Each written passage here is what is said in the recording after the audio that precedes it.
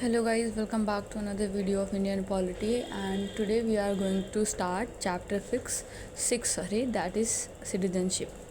Okay, so let's begin. Meaning and significance.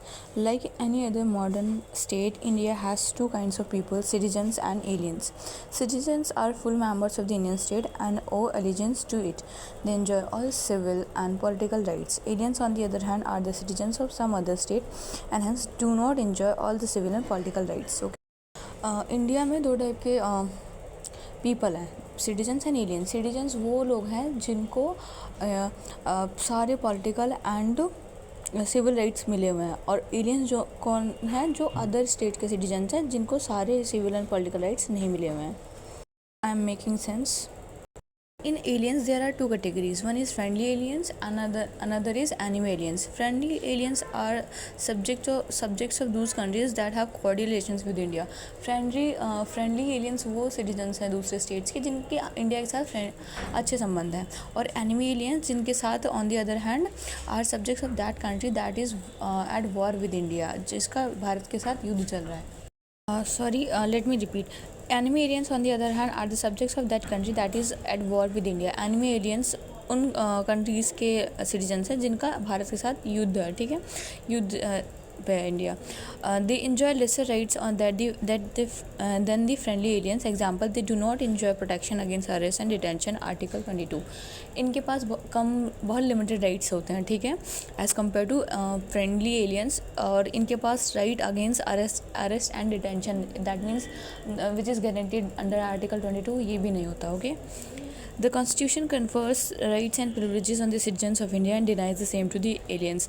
Bharat का जो संविधान है वो राइट्स देता है, प्रिविलेजेस देता है भारतीय नागरिकों को, और यही एलियंस को डिनाई करता है, ठीक है.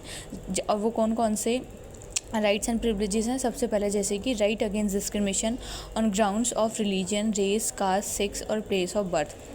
इसमें हम देखेंगे कि यहाँ से क्वेश्चन आता है कि कौन से राइट्स हैं जो कि सिर्फ सिटीजन्स को मिले हुए हैं, एंड कौन से राइट्स हैं जो बोथ सिटीजन्स एंड एलियंस को मिले हुए हैं, ठीक है.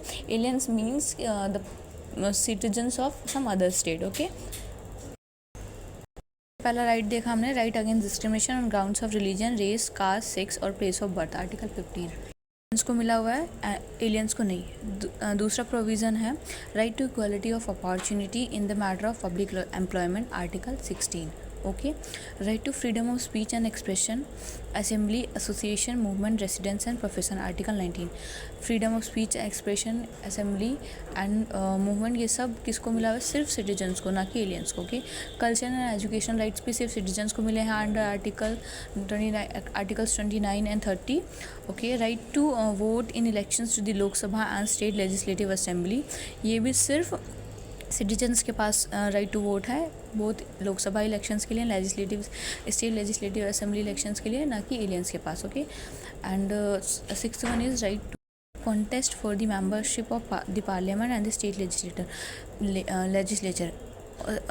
Just like right to vote, right to contest मतलब चुनाव लड़ने का भी अधिकार सिर्फ इंडियन सिटीजन्स को है, दोनों पदों के लिए, लोकसभा के लिए एंड स्टेट लेजिस्लेचर्स के लिए. Eligibility to hold certain public office, that is president of India, vice president of India, of the supreme court and the high courts, governor of states, attorney general of India and advocate general of states. ये कुछ ऐसे पद हैं जिनको सिर्फ citizens ही hold कर सकते हैं, ना कि aliens. Okay. India, both citizen by birth as well as naturalized citizen are eligible for the office of president, while in USA only a citizen by birth and not a naturalized citizen is eligible for the office of president. बात की गई है यहाँ पे कि जो India में president की पोस्ट के लिए है, ऑफिस के लिए, वो दोनों बन सकते हैं, जो यहाँ का सिटीजन है बाय बर्थ या फिर जो नेचुरलाइज जिसने ऑब्टेन की सिटीजनशिप, दोनों बन सकते हैं. लेकिन यूएसए में सिर्फ citizen by birth he president बन सकता है. Okay. So keep this in mind. Now let's move to the another topic, that is constitutional provisions. The constitution deals with the citizenship from articles 5 to 11 under part 2. Citizenship की बात की गई है articles 5 to 11 under part 2. ये याद रखना, article 5 से 11 तक कॉन्स्टिट्यूशन पार्ट 2 में बात की गई है किसकी? Citizenship. Let me repeat again. Articles 5 to 11 under part 2 talks about citizenship. However, it contains neither any permanent nor any elaborate provisions in this regard, मतलब इसमें कोई परमानेंट या फिर ज़्यादा इलाबोरेट करके प्रोविजंस नहीं है. It only identifies the persons who became citizens of India at its commencement, that is on January 26, 1950, and I'm recording this video on 25th January 1950. तो इसमें सिर्फ उन्हीं पर्सनस को आइडेंटिफाई किया जाता है सिटीजन्स, जो कि it only identifies the person who became citizens of India at its commencement, जब भारत संविधान लागू हुआ था. It does not deal with the problem of acquisition or loss of citizenship subsequent to its commencement. It empowers the parliament to enact a law to provide such matters and any other matters relating to citizenship.